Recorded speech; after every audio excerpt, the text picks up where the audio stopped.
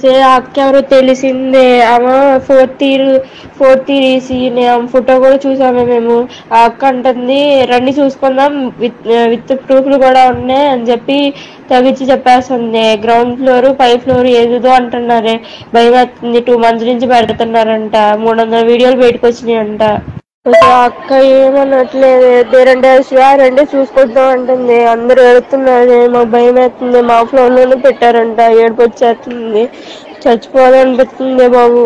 మేడంకి చెప్తేనేమో అదేంటి బయటకు వస్తే డ్రగ్స్ కేసులో ఇరికిస్తాము అలా ఇలా మాట్లాడుతున్నారు మేడమ్స్ ఏమో. రవీంద్రబాబు ఏమో చూసి చెప్తాడంటే, వీడియోలు చూసినాక చెప్తాడంట. నాన్ అటాచ్డ్ దాంట్లో పెట్టారంట. ఏ ఫ్లోర్ లో పెట్టారో తెలియదే. ఇప్పుడు 300 వీడియోలు అయితే బయటకు వచ్చినాయని మాత్రం అంటున్నారు. సీనియర్స్ ధర్నా చేస్తున్నారు. సీనియర్స్ ఏమో గొడవ పడుతున్నారు. అది మేడం వార్డెన్స్ ఏమో కర్రలు పట్టుకుని ఎమ్మడి పడుతున్నారే.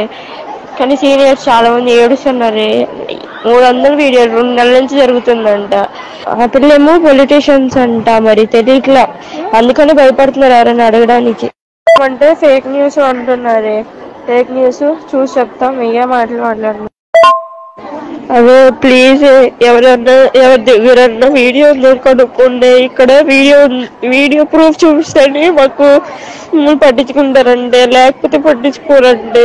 అసలు ఏడుపు వచ్చేస్తుంది. మా ఫ్లోర్ లో కెమెరా దొరికిందంటే వీడియో పెడితేనే మాకు ఏదన్నా చేస్తారంట, లేకపోతే ఏం చెయ్యారంట. అడుగుతుంటే కూడా కర్రలు పెట్టి కొడుతున్నారే. అంత ఉంది హాస్టల్లో ఇప్పుడు మా సిచ్యువేషన్. అందరు ఏడుస్తున్నారు. Please subscribe. News